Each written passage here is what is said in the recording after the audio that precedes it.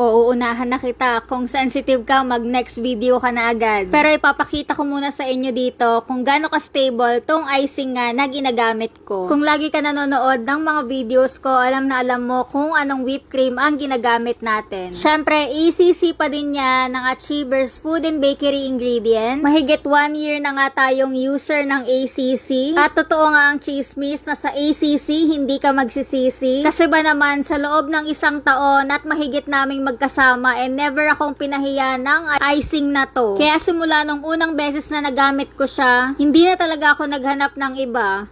Ang sweet. Pero hindi kasing sweet nitong design na ginagawa natin. Diyos ko mga be, sabi ko sa inyo last time, hindi ko sure kung tatanggapin ko pa kapag may umorder na ganito ulit. Nakalimutan ko, alipin nga pala tayo ng salapi. At hindi ako marunong tumanggi, kaya for the go pa rin natin yan. Alam kong may mga magagalit na naman, kaya pasensya na po kasi trabaho lang po talaga, walang personalan. Perfect to sa mga taong madamot magbigay ng cake at ayaw ipakain sa mga bisita. O diba? Subukan yung ganito yung design ng cake nyo sa handaan. Ewan ko lang kung may kakain at magti-take out nyan. Kung hindi mo pa napanood yung unang video neto, kasalanan talaga ni Linto eh. Dahil sa cake niya, tambak ang messages dito sa page at gustong magpagawa ng ganitong design nga. Grabe kayo, ano ba talagang mga trip nyo? Papagalitan na naman ako ng mga nanay sa comment section. Tulad nung unang gawa natin, syempre may patisyo ulit to para naman mas makatotohanan. Kunyari yan yung pinagpunasan be. Gusto ko pa nga sanang tanongin si sir kung seryoso talaga siya na o-orderin niya yung ganitong design ng cake. At seryoso nga talaga siya B kasi nag-down agad at wag ka, may patip pa nung pagka-pick up nitong cake. Mamaya, i-reveal natin yung reaction ng birthday celebrant nung nakita niya tong cake niya. Ikaw ba, kapag ka binigyan ka ng ganitong klaseng cake, matutuwa ka ba o malulungkot? Pero medyo hindi na ako naduduwal-duwal habang ginagawa ko to nasanay agad. Hindi katulad nung nauna natin tong ginawa, hindi ko talaga alam kung paano ko yun natapos. Kung hindi mo pa napanood yung unang video na ganitong design din, pinakita ko doon kung paano natin ma-achieve yung ganitong kulay nga ng etchas. Bale, chocolate na flavor it yan, tapos decor it na yellow. Nag-add din ako ng konting cocoa powder para nga mas makatotohanan yung kulay niya. Diba? Achieve na achieve naman talaga. Tinakpan ko na nga lang ng tissue yung pinaka-top ng box neto kasi may window yung ginamit kong box. Baka kasi magulat yung magpipick up ng cake pag nakita niya, sabihin bakit ganun yung design ng cake. Basta ang masasabi ko lang, happy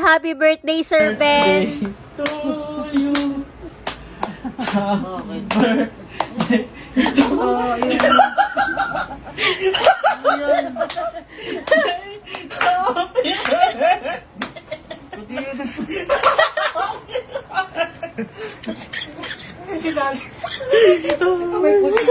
Sige, mag-reach na ako. Ano wish mo?